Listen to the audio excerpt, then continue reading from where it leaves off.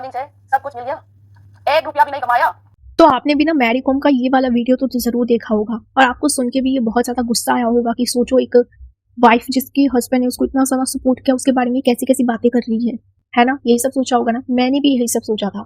इसके बाद I know ये वीडियो काफी लेट आया है बट मुझे लगा कि नहीं यार एक बार जाके देखना चाहिए कि पूरा इंटरव्यू क्या है। तो मैं गई आपकी अदालत पर पूरा इंटरव्यू देखने एंड गेस व्हाट, मैंने जैसा सोचा था वही हुआ। मैंने सोचा तो था कि भाई क्या सच में वो ऐसा बोल सकते हैं, मुझे यकीन नहीं हो रहा था और मैंने अपना अंदाजा बिल्कुल सही लगाया था। उनके इतने बड़े इंटरव्यू की एक छोटी सी क्लिप जिससे कि किसी की नेगेटिव इमेज बन सकती है वो उन्होंने वायरल की और ये दिखाया कि वो कितनी ज्यादा नेगेटिव है अपने हस्बैंड को लेकर। बट हुआ क्या, उन्होंने अपने हस्बैंड के बारे में क्या बोला, और उसके बाद थोड़ा मुंह खोलेगा। वो घर और बच्चों को संभालते रहे, अपने लाइफ सेक्रीफाइस करते रहे और आप मेडल पर बैठे कुछ भी नहीं कहा, सेक्रीफाइस किया। मेरा मां आया और लड़के लोग हैं, मेरा खाऊं मदद करने के लिए, तो सुबह शाम सोते रहते हैं। होता है लड़का, लड़की का कमाई खा के बेच सकता है ये इंसान। बच्चा भी उसके पास है, सारे मेरे पास है।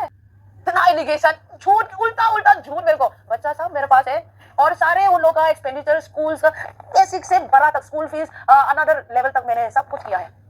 ये इंजरी हुआ, भगवान ने शायद ये पता करने के लिए इंजरी लगाया होगा और नजर लगा होगा, मुझे इतना पता नहीं, लेकिन अच्छा क्यों हो गया मुझे ऐसा लगा।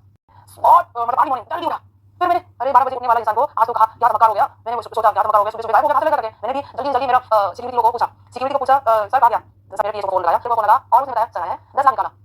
Believe, trust, faith. बाद में मुझे पता चला मेरा अकाउंट खाली होने वाला है। आपने जो कमाया वो आपके अकाउंट से पैसा खाली कर दिया होगा। खाली कर दिया, कितना साथ है मेरे अकाउंट चेक नहीं किया। मैं सीरियस हुआ, व्हाट्स गोइंग ऑन, क्या हो गया। हे भगवान, मुझे ये इंसान मुझे तो ये सारे एलिगेशंस लगाए हैं मैरी ने अपने हस्बैंड के ऊपर। और अगर इन दोनों की रिलेशनशिप के बारे में बात करें ना तो ये दोनों सन 2000 में मिले थे और उस टाइम पर मैरी जो थी वो एक स्ट्रगलिंग बॉक्सर थी और उनके हस्बैंड उस टाइम पर एक लॉ स्टूडेंट थे और साथ में एक यूपीएससी एस्पिरेंट भी थे और शिलोंग के जो है एक डिपार्टमेंट से जो है वो कॉन्ट्रैक्ट फुटबॉलर थे। इन दोनों ने 2005 में शादी की और मैरी ने अपने हस्बैंड को बोला कि वो घर संभाले ताकि वो अपने बॉक्सिंग करियर पर फोकस कर पाए एंड इनके हस्बैंड ने इनकी बात मानी और अपना करियर साइड में रखा और फैमिली को प्रायोरिटी दी। मैरी कॉम के ऊपर जो है वो बायोपिक भी बन चुकी है जिसमें प्रियंका चोपड़ा ने उनका जो है वो रोल प्ले किया था और ये बहुत हिट मूवी रही थी। इसमें दिखाया गया है कि उनके हस्बैंड काफी ज्यादा सपोर्टिव थे। अब आते हैं रियलिटी पर। देखो, मैरी ने 2002 में ही वर्ल्ड बॉक्सिंग चैंपियनशिप में अपना फर्स्ट गोल्ड मेडल जीता था, यानी कि उस टाइम पर वो एक नेशनल प्लेयर थी। उनके हस्बैंड जो थे ना वो सिर्फ एक कॉन्ट्रैक्ट फुटबॉलर थे और इससे ज्यादा कुछ भी नहीं। यानी मैरी जो थी वो उस टाइम पे बहुत ज्यादा सक्सेसफुल थी as compared to her husband. Still Mary ने जो थी वो एक अनसक्सेसफुल आदमी से शादी की थी। शादी से पहले मैरी ने अलग अलग इंटरनेशनल इवेंट्स में जो था वो गोल्ड मेडल जीता था, यानी वो बहुत ज्यादा सक्सेसफुल थी। तो उन्होंने अपने करियर को प्रायोरिटी दी और इसमें कुछ भी गलत नहीं था। और अब अगर बात करें घर संभालने की, मेरा मां आया और लड़के लोग हैं, मेरा खाऊं मदद करने के लिए, तो सुबह शाम सोते रहते हैं। एक पीगा, ऐसे पेट लेगा, दम पीगा और उसके बाद थोड़ा मुंह खोलेगा। यानी उनके हस्बैंड जो थे वो अपनी ड्यूटी अच्छे से नहीं निभा रही थी। देर से उठना, ड्रिंक करना, कुछ काम ना करना, ये कोई एक अच्छा लाइफस्टाइल तो था नहीं। हो सकता है एक टाइम पर तो आपने जो है वो अपना घर संभाला हो बट एंड में एक दिन जो है ना वो बच्चे तो बड़े हो ही जाते हैं। आप पूरी लाइफ जो है वो यही बात नहीं बोल सकते कि मैं घर संभालता था, उसका कुक था, ड्राइवर था, बच्चों को मैं कोचिंग लेकर जाता था। नहीं, पूरी लाइफ जो है वो आप यही सब नहीं बोल सकते बिकॉज एक टाइम बाद बच्चे बड़े हो जाते हैं, उनको आपकी जरूरत नहीं होती है और आदमी जो है ना वो कमाते हुए ही अच्छे लगते हैं, घर बैठे हुए नहीं। और मेरा ओपिनियन तो यही है भाई आदमियों को लेकर। और मैरी ने ना अपने हस्बैंड पर एक और इल्जाम लगाया था कि वो जो है ना जब उनको चोट लगी थी तब वो घर पे थी। उस टाइम पर उनको पता चला कि उनके हस्बैंड अपने बैंक में पैसे जमा कराते थे मैरी के अकाउंट से निकाल कर। ये फाइनेंशियली चीटिंग में आता है, इसको फाइनेंशियली चीटिंग कहा जाता है और ये वैसे ही उतना ही प्रॉब्लमेटिक है जैसे कि इमोशनल चीटिंग और फिजिकल चीटिंग।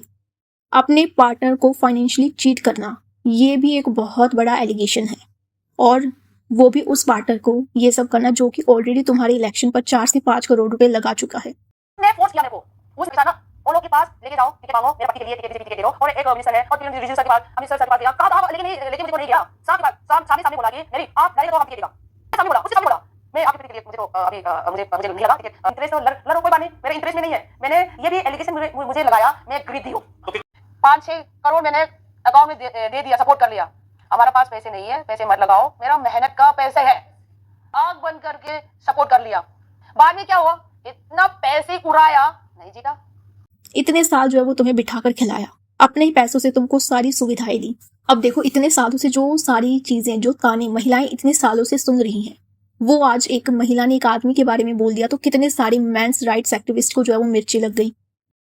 आजकल के जो हस्बैंड है ना, उनमें ये भूत सवार है कि हम जो है वो हाउस हस्बैंड बनेंगे और जो हमारी बीवी है वो कमा कर लाएंगी, हम घर संभालेंगे, वो हमें प्रोवाइड कराएगी। इनको लगता है कि हाउसवाइफ बनना जो है वो बहुत ही ज्यादा इजी काम होता है कि बस अपने बच्चे संभालो, खुद का ही घर का काम करो। बस हाउसवाइफ हो या वर्किंग वुमेन, अगर वो कहीं पर एज ए गेस्ट भी जाती है ना, तो लोग उनसे ये एक्सपेक्ट करते हैं कि हाँ ये यहाँ पे भी किचन में जाकर हेल्प करेगी और बाद में सबको सर्व करेगी।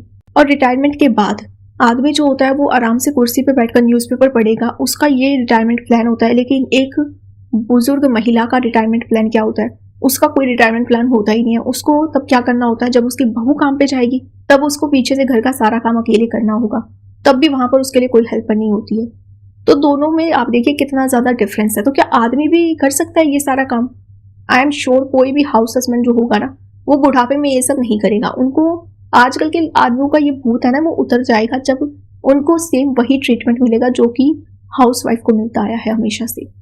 ये है मेंस राइट्स एक्टिविस्ट की अम्मा दीपिका नारायण भारद्वाज, और इसकी आदत है हर बात में महिलाओं को टारगेट करने की, उनके अगेंस्ट बोलने की। तो इसने क्या ट्वीट किया ना, एक लड़की थी पल्लवी, उसने मैरी कॉम को सपोर्ट किया था और उसने लिखा था कि ये सबसे ज्यादा हेट की जाने वाली महिला है क्योंकि इसने अनएम्प्लॉयड आदमियों को जो है वो एक्सपोज किया है। तो दीपिका जो है उस पर ये बोलती है कि ये जो है ना बहुत ज्यादा अप्रिशिएट की जानी चाहिए क्योंकि इसने ना पूरा फेमिनिस्ट का जो माइंडसेट है वो एक्सपोज किया है, जो कि हमेशा इक्वालिटी के लिए रोती है, बट आखिर में जिस तरह एक आदमी प्रोवाइड कराता है अनएम्प्लॉयड वुमेन को, इतने सालों से कराता आ रहा है, आज ये वैसा नहीं कर रही है। कैसी महिलाओं को जो है वो आदमी प्रोवाइड करा पा रहा है? वैसी महिलाओं को जिनको पढ़ने नहीं दिया गया, वैसी महिलाओं को जिनको सिर्फ घर संभालने के लिए बड़ा किया गया, वैसी महिलाओं को जिनको ये कहा जाता है कि शादी के बाद घर संभालो, काम मत करो, जॉब कर कर क्या करोगी, पति तो कमा ही रहा है। ऐसी महिलाओं को जिनको फोर्स किया जाता है घर संभालने के लिए, ऐसी महिलाओं को जिनको 25-26 साल तक पढ़ाया जाता है नौकरी करने के लिए, बहुत ज्यादा ये बात बोला जाता है कि तुम कल को जाके जॉब करना, लेकिन जैसे ही शादी की बात आती है उनको मैनिपुलेट किया जाता है कि नहीं तुम्हें तो घर ही संभालना है, हम तुम्हारे लिए एक अमीर लड़का लाएंगे, उससे शादी करना, घर संभालना, तुम घर को देखो, बच्चों को देखो, जॉब मत करो।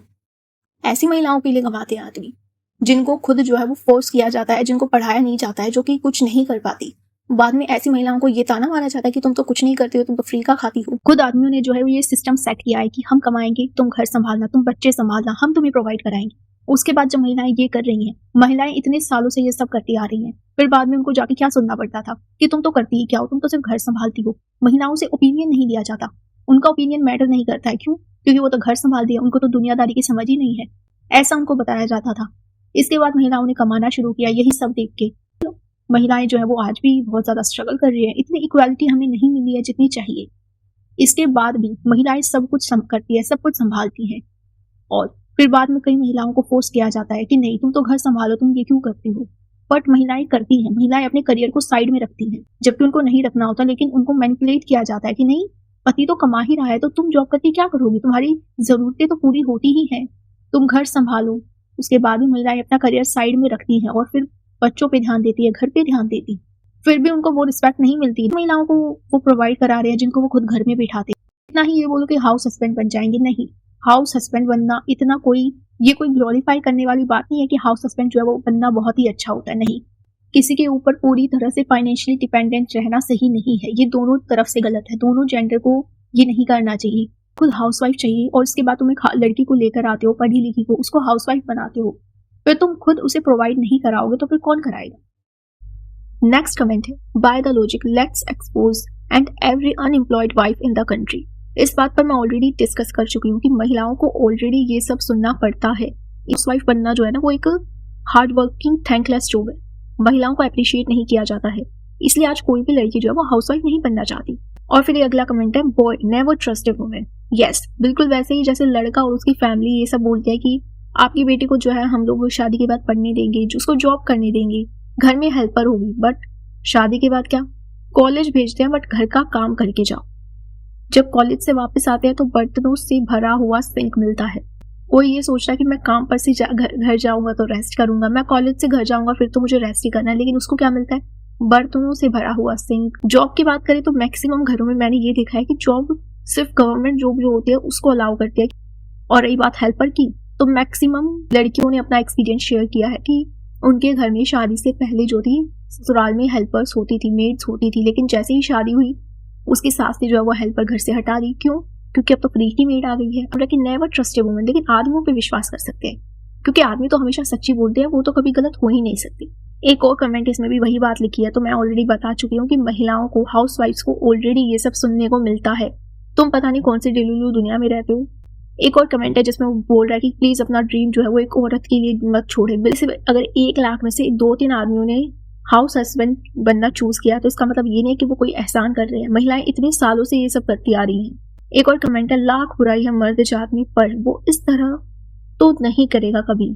कर रहे हो भाई, कितनी बार कहूँ कि महिलाएं हमेशा से ही ये सब सुनती आ रही हैं, उनको इसमें अहम आ गया है। कुछ महिलाएं ऐसी ही होती हैं, हाँ ठीक वैसे ही अहम आ गया है जो आदमियों में होता है, जिसका घमंड वो हमेशा दिखाते हैं कि मैं कमाता हूँ, घर जो है वो मेरे पैसों से चलता है। ये सब सुनने को मिल रहा है।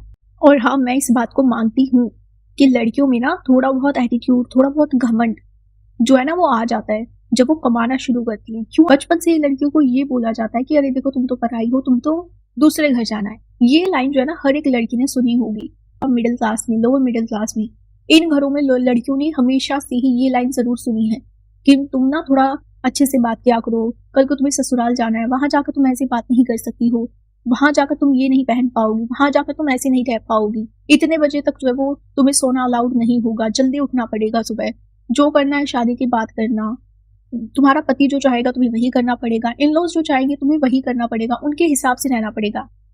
तो आप सोचो, लड़कियों को बचपन से ही ये सब सिखाया जाता है कि तुम्हें वैसे रहना है जैसा तुम्हारे ससुराल वाले चाहेंगे। तो लड़कियां क्या सोचती है कि इससे बच्चा कैसे जाए। जब आपकी जॉब लगेगी, आपके हाथ में पैसा आएगा, आप कमाना शुरू करोगे, तभी तो आप अपने हिसाब से जी पाओगे ना। तब किसी का प्रेशर नहीं होता है आपको कि नहीं आपको ये चीजें करनी ही पड़ेगी। नहीं, जब आप कमाने लग जाते हैं ना, तब उसके बाद आपके इन-लॉज जो होता है ना वो आपको खुद प्रायोरिटी देना शुरू करते हैं।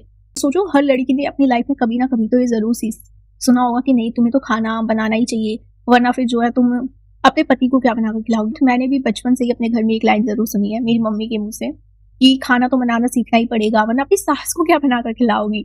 मतलब पति को भी नहीं, खुद के लिए भी नहीं, कि नहीं इंसान को खाना बनाना आना चाहिए क्योंकि इंसान को भूख लगती है और इसके लिए आपको खाना बनाना आना चाहिए।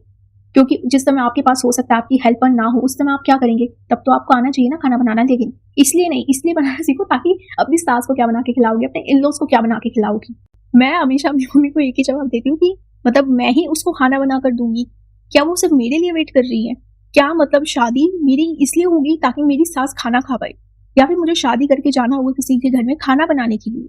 हमारे इंडिया में ना किसी को पार्टनर नहीं चाहिए, उनको अपने पेरेंट्स के लिए केयर टेकर, घर के लिए एक मेड और बच्चे पैदा करने के लिए एक फीमेल की जरूरत होती है। तो जिस देश में ये सब चलता रहता है ना, उस देश में लड़कियों में जो एटीट्यूड है वो अपने आप आ जाता है, थोड़ा बहुत वो एग्रेसिव हो जाती है इन चीजों की तरफ, क्योंकि इतने सालों से वो महिलाओं को यही सब करते हुए देख रही हैं। तो वो नहीं चाहती कि यही साइकिल जो है वो रिपीट होती रहे। उनको एक लड़कियों को एक पार्टनर चाहिए, लेकिन सामने वाला जब आपको एक पार्टनर समझने की बजाय ये सोचे कि ये मेरे घर को संभाले, मेरे पेरेंट्स को संभाले, बच्चों को संभाले, घर के सारे काम करे, यही सब सोचेंगे तो लड़कियों को फिर क्या जरूरत है शादी करने की। वो यही सब काम तो वो अकेली रह के भी कर सकती है, तो सिंगल रहकर भी ये सारे काम इजिली कर सकती है। शादी करके वो ऑलरेडी 4 लोगों की और जिम्मेदारी क्यों उठाए। फिर भी कहा जाता है कि सिंगल महिलाएं ज्यादा खुश है और शादीशुदा पुरुष। तो फिर कोई भी महिला शादी करके अपने ऊपर ज्यादा जिम्मेदारी लेकर बाद में ये सब ताने क्यों सुनेगी कि वो कुछ कर नहीं रही है। और फिर बोलते हैं कि जो लड़कियां कमाने लगती है उनमें एटीट्यूड आ जाता है। एटीट्यूड तो आएगा ही ना, क्योंकि उन्होंने देखा है जो कमाता है उसकी रिस्पेक्ट ज्यादा होती है घर में, और जो नहीं कमाता है उसको कोई पूछता भी नहीं है। और फिर ये कुछ कमेंट्स है, खुद पढ़ लेना इसमें क्या क्या लिखा है कि बिलोंग टू स्ट्रीट, पल्लवी के कितने कस्टमर थे, big reward to Mary Kom. देखो, ये कुछ लोग होते हैं जिनको जब महिलाओं के अगेंस्ट बोलने के लिए कुछ नहीं मिलता तो वो उसको आर बोल देते हैं। जो आदमी ये सब करते हैं उनको क्या बोला जाए? आदमी भी तो ये सब बोलते हैं ना अपनी वाइफ को, उनके लिए कोई वर्ड है? ये इस तरह के वर्ड सिर्फ महिलाओं के लिए ही क्यों होते हैं? उनको ये सब क्यों बोला जाता है? जब कोई आपसे लॉजिकली बात नहीं कर पाता ना, तब वो इंसान क्या करता है, आपके कैरेक्टर पे क्वेश्चन करता है। स्पेशली महिलाओं के कैरेक्टर पर तो ये हमेशा क्वेश्चन किया जाता है। इनको लगता है कि बस आर बोल दो और आगे बढ़ो। जितने गोल्ड मेडल मैरी कॉम ने देश के लिए जीते हैं ना बॉक्सिंग में, उतना तो तुम्हारी जो है ना वो 7 पुश्ते नहीं जीत पाएगी, कभी भी नहीं। ऑनलाइन बैठ कर तुमको जो है वो महिलाओं को आर बोलना आता है, बट जहां पर वो है ना वहां तुम कभी पहुंच ही नहीं पाओगे अपनी लाइफ में। जितना उसने अचीव किया है वो तुम कभी नहीं कर पाओगे। पहले किसी की बराबरी करना सीखो, उसके बाद दूसरों को जज करो। पहले खुद में के अंदर झांक कर देखो कि तुम कैसे हो।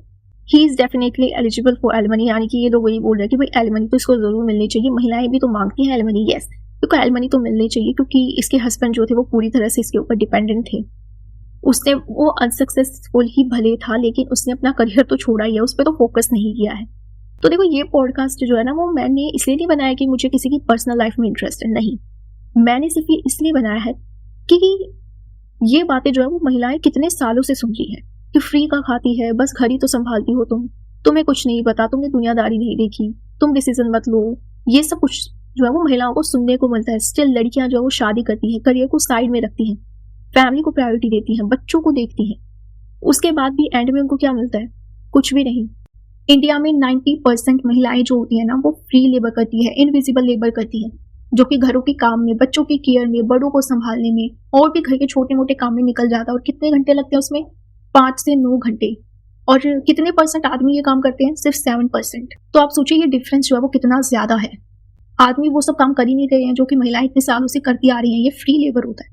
महिलाएं जो होती है वो बीमारी में भी लगी रहती है। अगर डॉक्टर मदर को ये बोलता है कि नहीं आपको जो है वो 2-3 दिन का प्रॉपर रेस्ट चाहिए, तो उस दिन हमारी मदर जो होती है वो ज्यादा काम करती है। हमारी मदर जो होती है वो बहुत ज्यादा केयरलेस होती है अपनी हेल्थ को लेकर। वो सारे काम जो होते हैं वो बीमारी के समय पे भी करने पड़ते हैं क्योंकि उनके पास कोई हेल्प नहीं होती है।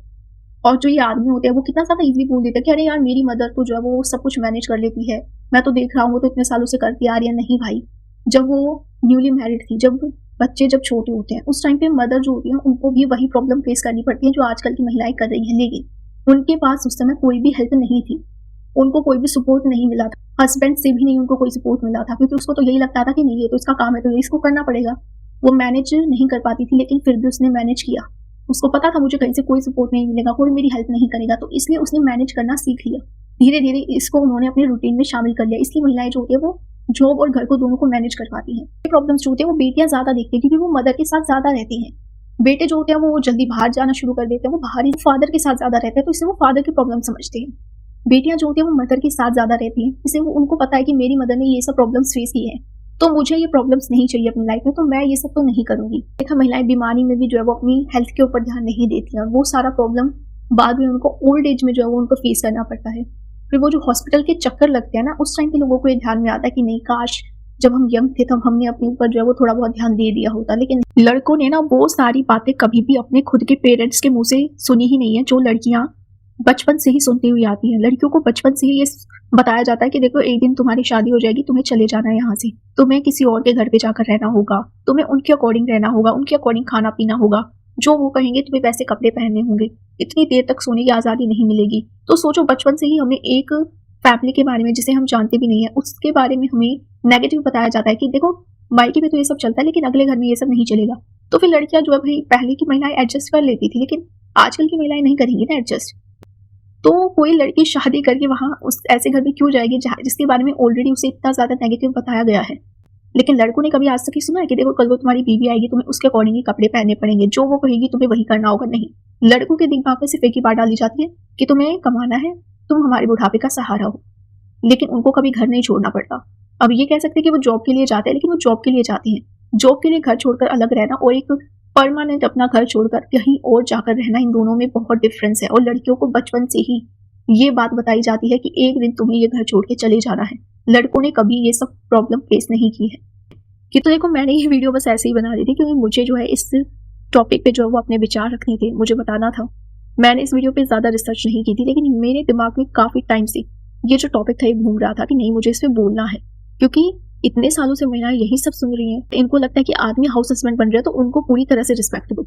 ये इतने सालों से महिलाओं के ही अगेंस्ट इतना कुछ कर रहे हैं, महिलाओं को कभी भी अप्रिशिएट नहीं किया जाता, उनको वो रिस्पेक्ट नहीं मिलती जो उनको मिलनी चाहिए। लेकिन इनको लगता है कि इतने लाखों में से अगर 2-3 लड़के जो है वो हाउस हस्बैंड बन चुके हैं तो उनको पूरा कंप्लीटली रिस्पेक्ट दो। हमें तो वो रिस्पेक्ट चाहिए जो कभी हमने शायद महिलाओं को नहीं दी, लेकिन हमें वो रिस्पेक्ट चाहिए। सो अभी के लिए इतना ही, मिलता है नेक्स्ट पॉडकास्ट में।